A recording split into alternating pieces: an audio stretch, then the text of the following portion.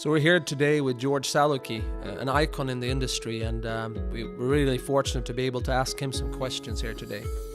So to start off, George, what is the real potential of this business? Well, I tell a story, and I think it kind of conveys the power and potential of it without misrepresenting it. And one of the things that concerns me is that if a person comes and gets excited or thinks they want to do this, too many people go out and then test market. And what that does is they're saying the other person's opinion, if they like it, it reinforces their opinion. That's the wrong direction. I like to have people say, do you understand the potential of what you're getting involved with here? And I want that to be the first place. And how I do that is I simply say, imagine that you're a person who says, wow, I wish I had more money for my family, for things I wanted to do, the dreams, and you don't have it. You're locked into a job, it's predictable where you're going, and you kind of feel lost. And one night you're taking a walk out in the field, and you look way off in the distance, and you see a big cave, but it's lit, it's bright, it's really bright, and it's getting dark. And so you say, what's that? So you start walking toward it. As you get inside, you see this incredible glow coming out of a big hole in the ground. And you walk over to the edge of the hole and you look down, and there's all kinds of gold coins and everything down there. And a genie appears to you and says, would you like to get some of that? And you say, are you kidding?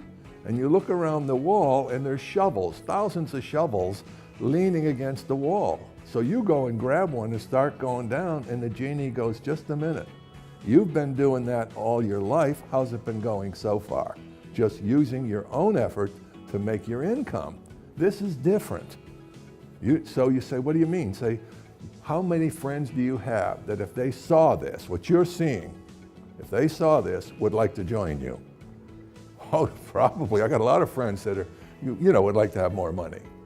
Well, that's the concept here. Now, supposing those friends get excited, those would be called your first level. Those people get excited, and they think they're going to just sit there and say, I'm keeping this to myself.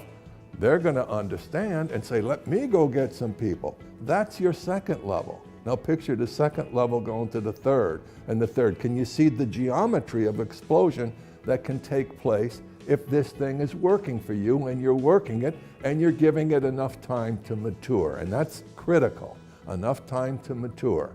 And then you're understanding the compounding effect, like a recording artist goes in and makes a great song. After the preparation, maybe for months or years, and the orchestration, they go in and they cut the record, and then it goes to market.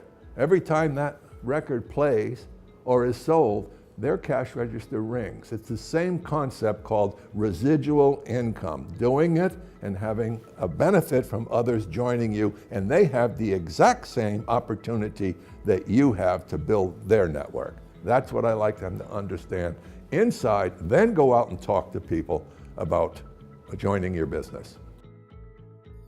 So what you're saying is that first, in order to be successful, you need to believe in yourself and have a basic belief in the industry. Is that correct? Well, it is correct. I think it's the best advantage. I mean, not everybody's going to go there. Okay, some people just like to wing it, and it's difficult to get people to do consistently the right things. So it's a concept that a lot of people would say, that makes sense to me. I could tell that story. I could say, always use third party. I met a guy who was very, very successful that told me this story. I thought I'd tell it to you. Don't make it your story.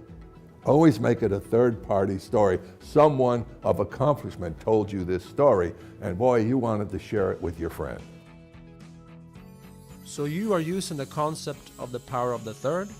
Now, why would a person use that? Well, think about it. Let's say you and I are friends and we work in the factory together, whatever we're doing. Well, you have an opinion of me and I have an opinion of you. If all of a sudden I come with this great idea, like it's coming from me, you have a history of knowing me not as someone who relates well to making a lot of money, but as just another joker like yourself or what have you. So if I say a very successful man introduced me to a concept, and I got excited, and I'd like to share it with you. That's different, because now you're bringing in authority that, oh, well, maybe. People respond to third-party endorsements. It gets away from this. How would you conduct yourself in a one-on-one situation? Well, different people are going to do different things. What you have to recognize is who are you going to be meeting with? And you have to kind of profile that person, because even your appearance when you go to meet with them, you don't want to overdress if this is someone who's not accustomed to going to work every day in a suit or a tie. So you kind of graduate your appearance, always neat and clean and well kept, but you have to kind of analyze, okay, gee, I'm going to do a one-on-one for one of my friends and he's got this doctor or he's got this friend. I might have to step it up. Okay, so the first thing is appearance. Come clean, shaven, clean, sharp looking, casual, but clean. That's the first thing. And then you have to let the person know that you appreciate the time they're taking to be with you. Okay? They like that. That's a soft kind of a thing. So I think the first thing is I really appreciate you taking the time to hear about this today. Okay? And I want you to know something very important. You're in charge. I'm not in charge here, so you will get no pressure from me.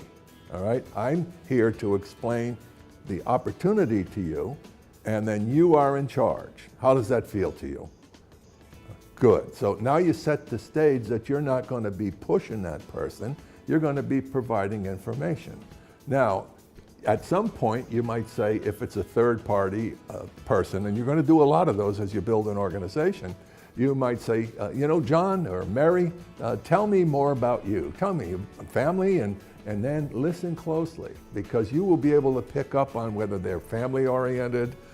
Then I have a question, usually a question about, and what are you doing now to support your family? What kind of work do you do? And then whatever they tell you, say this, well, that sounds exciting. And then listen, they might say, no, it's not very exciting. Is that a clue that you have someone that might be more inclined to listen to an opportunity, you know? And so you go from there and you say, what do you like best about your job or career? Listen closely, because you're going to be looking for ways we might match up to that, okay? Is there anything that you really don't like about your job? Listen closely, because they may say something like, I don't like to be pushed around. I'm an independent person. Well, now you know that how you lead that person is going to be different than someone who needs strong leadership. So what you're doing basically is getting a sense of who's across from you. Now, once you explain the opportunity and you say, listen, can you see, this would be a good close in my opinion. Can you see yourself successful at some level in this opportunity? Because let me tell you something. There are basically three reasons why people join this type of business. One, and this is most people, they start out with, you know what, I need a little supplemental income. You know, my wife needs a car, or, you know, something, I want to buy something for the house. I want to move from my neighborhood. Those people come in on a spare time basis. They're just working it in spare time, and they build over time, let's say an income of 300 or 400 or 500 euro a month, just going along and building. Okay, that's most people who are going to join start that way.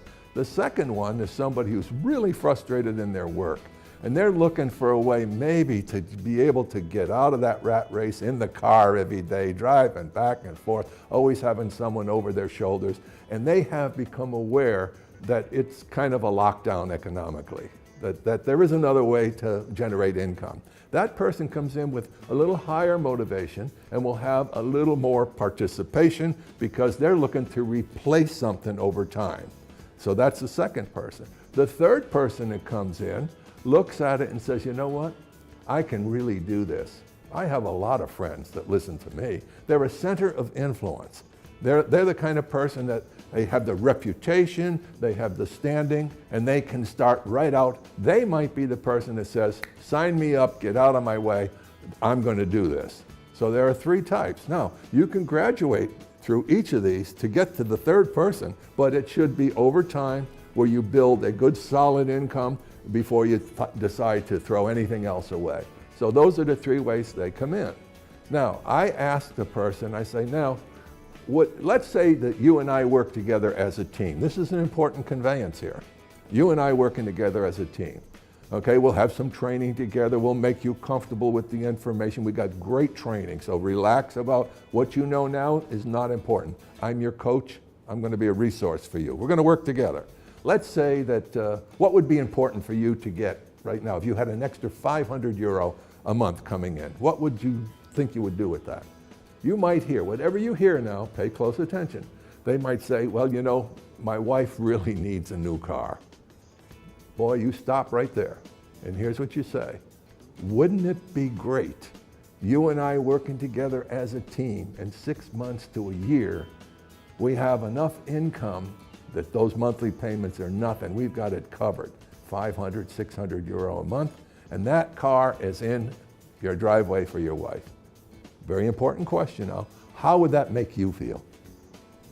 What you've done here is very important in psychology. You have taken something they said they would like to have.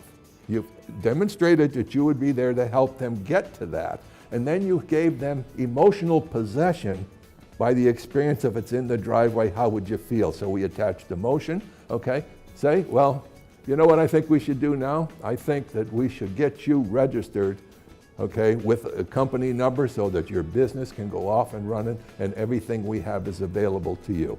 Did you notice I used the word registered? I didn't say sponsor. Sponsor, there's too many connotations with sponsor that is not as soft as let's get you registered. And then any time that you get a pushback, what we call an objection, always use the feel, felt, found. I know how you feel. I had other people who felt like that, and here's what they found. Can I make a distinction for you? Always ask permission to make the distinction, otherwise you can become combative. Can you give us an example of an objection where you have used the feel, felt, found technique? Well, they might say, you know, I had a brother that got into something like this, a brother-in-law, you know, and you know, he bought a whole bunch of products and everything, and you know, he's now sitting in his garage.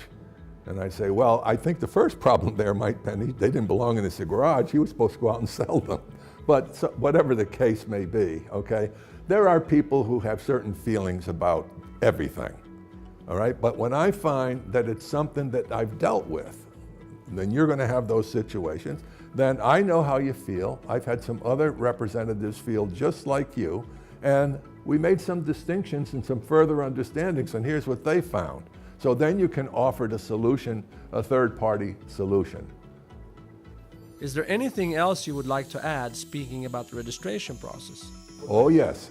What you should bring to every meeting is a printed schedule on a piece of paper that is the meetings, the trainings, and have a blank there where you can fill in, say, you and I, it's important for us to get together within the next 24 to 48 hours. What day or evening works best for you? Can we set that down? And you have a copy for yourself and a copy for that person. So it's Thursday night, yeah, I'm free after 6. Okay, let's get together and let's get started on the training, and any questions you might have, let's start working. We're gonna get that car in the driveway, or we're gonna get you on the map to success. Now, George, how would you go about that first meeting, and what are some of the things that will be important for a brand new IBO? I think the first thing is that you, as the sponsor, needs to understand how people maintain or lose interest. Okay, research demonstrates that motivation or excitement is an emotion. It cannot be constantly maintained. So you leave the person with hope and possibility, which is great. If you're not right back with that person, within 24 to 48 hours, that has dropped as low as 50% of when you left them. And here's why. Self-doubt kicks in. Undeserving kicks in. Do I really deserve to make big money? Because never talk about money that's any more than 10% or 15% more than that person has ever earned. So you never want to say, for example, I have a friend who makes $10,000 or $15,000 a month when this person has never made more than $3,000. Because that's what'll send them home saying it's unbelievable. And the first time they say that to another friend, they'll say, did you fall for that? So that's your fault if you overstate things. So stay away from that. Okay, so I think that's very important to understand. So I would say get together with them within 24 to 48 hours, and then you set the stage from there, assess again the level of interest, the reinforcement of what we're doing, and then get right back on it. So when you're working with someone who's building, it's pretty constant. I mean, there's just no let up. When you have a serious interested person in your group, believe me, you're going to be excited to get with them because you're going to be meeting their prospects and they're their prospects, and now you're developing yourself as a leader. So that's the way I would do that. Follow up, follow up, follow up, follow up. Stay in touch with them. Any additional thoughts on how often to have contact with your people? Well, that's an evolutionary process that's predicated on the person's personality, their needs, their interests, their level of knowledge, and how they really feel about everything. Some people you need to nurture longer. You can see they're worth it. You know they're good people, but they're afraid. You know, nobody's ever taken real interest in them as an individual to say, let's do something together. I'm here to help you. Let's work together. So some people it's going to take more nurturing, and other people are going to kind of push you away. They'll say, I'll take it from here, or you will be hearing less of them, but you might be seeing more performance from them. That's a time to say, hey, great, call me anytime you need me. I'm here for you. And that's the way I would suggest. Now, George, how did you get started in this business, and what have you seen since you got involved? Well, we have kind of an interesting story. I was probably, as a profile, you know, being a professor and involved in the world of academia, I would probably have the biggest problem doing something like this because of our pedigree. You know, you're supposed to be so important and sophisticated when you're in education. But I know many educators that need more money, but then we have to get over our ego. And so it wasn't easy. I was invited 6 times before I went to my first network marketing meeting. And I only went because the gentleman who worked with me at the university, his wife was involved. And I went, and I didn't care about the products. The only reason I stayed is because I felt I was brought up with some sense of courtesy and don't walk out of a room when there's a speaker, okay? And then there was a little gentleman, a little French gentleman got up, and he was 72 years old, and he started at 69 years old, and he was making $10,000 a month in this business. And I thought, no, that's impossible. That's 3 times more than I'm making. You know, what is he doing? And I'll never forget the interaction I had with him after I asked him, you know, geez, how would a guy like me, who's only been a teacher and a coach, get into this? What do you call this thing? And he said, network marketing? I said, is that the thing that's making the $10,000? He said, yes. I said, tell me about that. And this is what he said to me. He said, big fellow, he was just a little short guy, and he had a French accent. He said, will you, for 1 year, no turn back effort, focus mind, 1 year. I don't care you do full time or you do spare time, you do same things. But 1 year, no look over your shoulder left, no look over your shoulder right, focus. Will you do that? And I answered like most people answer that type of question. I said, well, I think I could do that. He said, no, no, no, I'll never forget this. You ask me the potential for $10,000? Yes. I ask you if you're willing 1 year, no turn back effort. Now the answer is yes, or the answer is no. Now big man, pick one. I said, for that type of a chance, I'll do it. Well, one thing I learned early in life, the only power you really have is the power of your word. If I said I was going to do it, there was nothing that was going to pull me off track. So he didn't even have to tell me to focus. But I knew from my background in psychology that the reason people are so average that they're just floaters. They just float. They never focus. They never form goals. So I had a goal to become successful, which meant whatever it takes, I'm staying in. I was a mess. I learned everything about the products. I thought I could teach bionutrition at the university. I was so good at selling the products. I had no idea about the power of residual income. I had to learn that. Then I started to build people and people's incomes. And then the thing started to evolve. When Artie and I got started together, I'll never forget it. We came over to Europe and we pioneered Europe, as most people know. And the funny thing is, Larry Raskin, one of the greatest guys you're ever going to meet, he's been with ACN forever, he tried to recruit Artie and I for 6 years. And we kept saying no, no, no. And there was Eloise who said, I think maybe it's time we take a serious look. So we did, and of course we met with the owners, and we fell in love with these guys, because if you've been in this industry for a while, you learn.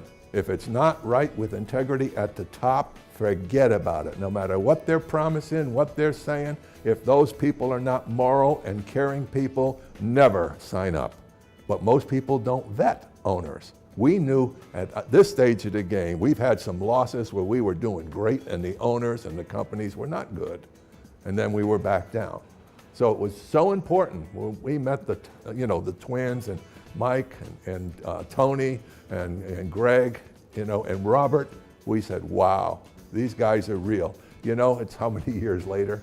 They're still as real as the day we joined. Well, if I'm going to go and battle, I want to have some generals that I can believe in.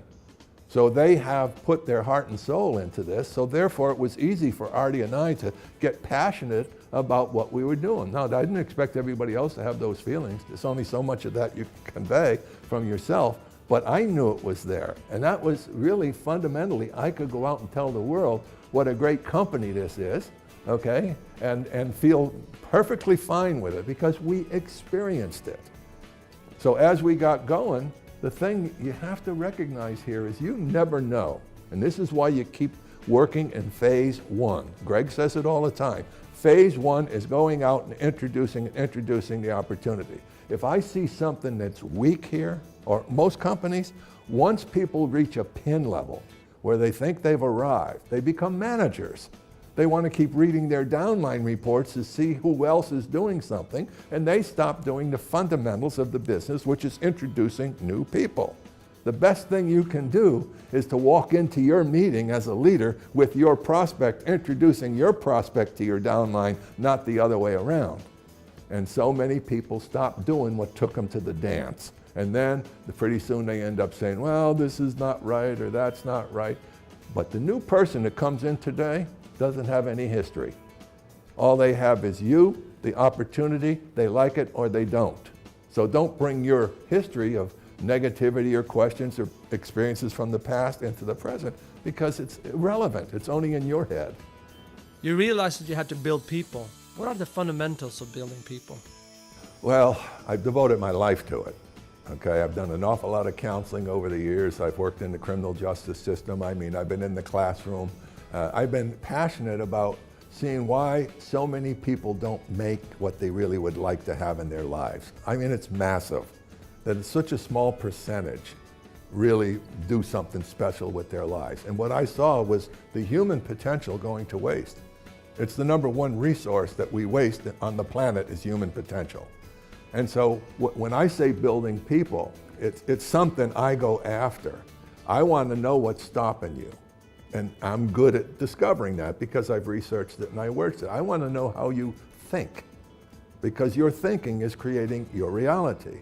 I want to know how your thoughts create your emotions and those two create your behavior and those three create the life you have called your circumstances. If you can teach people, it's not being taught to them. Believe me, they're not getting it anywhere.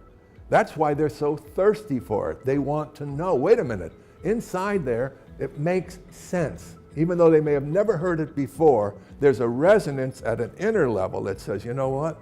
Somehow this makes sense. I have been thinking this way, and this is the result I'm getting. I am negative, and my life is negative. Oh, I'm positive. My life is positive. Whoa, let's see how these connect. So building people to me is the joy of our business, is the opportunity beyond the money. That if you can take someone who is a good person, an honest person, but they just don't have the tools or the understanding or the education, and you can mentor them with the type of training that makes them feel better about themselves, feel more fulfilled as a human being, they're going to do a much better job than just throwing an opportunity at them and say, okay, go get them. So I'm a firm believer, as anybody who's ever heard me on stage, I just say it like it is. There's a reason you're winning and there's a reason you're losing, and I'm going to tell you how to change it. I'm going to suggest to you, but you're going to do it or not do it. I can't do it for you, but I can bring the information that if you implement it, you will see the changes I'm suggesting to you. So you wrote a book, which I recommend to anyone who's interested in building the business. Are there any other resources that you would recommend? No, I haven't. I never mention my book. If somebody brings it up to me to sign or something, I really don't pay attention to sales or anything with that, okay? But what people don't understand is what's in that book is a series of very brief chapters, but it's the life of how you build this business. It's going to cover attitude. It's going to cover the understanding of what are the distinctions between this type of business and so forth. It's going to talk about when you feel down, what do you do, how to handle objections. I mean, chapter after chapter after chapter is a class book, okay, a textbook for building the business. In fact, leaders could actually use that and say, next week we're going to study chapter 3. Which is attitude, okay? The next week we're going to handle objections. But it's not being used like that, and I don't sell it. I don't go out there and you'll never hear me lecture about my book. I have that. I have a whole series of personal development materials, awesome power of the human mind, profile of a champion, emotions, servants or destroyers, okay? Experience to make a difference, which is a 6-hour personal development program. I don't know how many others I have. Oh, realities before success and network marketing, okay? The American or the lockdown, economic lockdown, which talks about how we're stuck. I've got emotions, servants or destroyers. I have a whole library, all right, of personal development CDs. And, and again, I don't push any of it. Anybody who knows me, they have to find it. I don't push it. So George, are you saying people need to develop themselves to keep up to date with changes in the social and business landscape? Yeah, and another thing people need to understand is the world's moving very, very fast. I mean, technology is replacing people left and right and center. In fact, some experts say that 90% of the jobs that are here today will not be here 10 years from now. Now, what age are you? What are you going to be doing 5 or 10 or 15 years from now that's going to prepare you to be employable? Or are you going to flatline and say, now what do I do? One thing you do know, new products and new services are always going to be in the marketplace. But big buildings and all of that, that's becoming sort of a dinosaur in the future. Everything's being done electronically or from home. More and more people are working from home. We're perfectly positioned in our industry. But if you expect every single thing to just keep going up, no business is like that because they're adaptations. Sometimes you have a product that's working well in the market and pretty soon the competition comes in, undercuts you. You don't have the money to pay what you want to pay to the field, and all of a sudden everybody says, oh, what happened? Well, what happened is get educated about how business works. It doesn't mean that it's going bad. It means we need to adjust. Well, all adjustments take some time. Smart people know that. So they don't get negative. They believe in what's going on. They believe in the ownership. They believe in the philosophy. And then here comes a hot product and everybody's excited. Why? Because it's easier to move and there's more volume coming in, which means there's more bonuses being paid out. So you're going to have some of this. But if you have some of this, but it's going like this, eventually you can have some of this, then it's back up, then you hit something good, and bing. You got to be around for that. You got to be around for that. And what I see happening now with the company hiring country managers and hiring the vice president of operations, to me, that's an indication to me, wow, there's going to be a great future here. We're just going to continue on going. I don't see those guys quitting. I see them passionate about moving forward and keeping the people and trying to do the best they can for those representatives out there. And you know what's happening? The weak ones are peeling off. Some of them go to companies that are brand new, okay?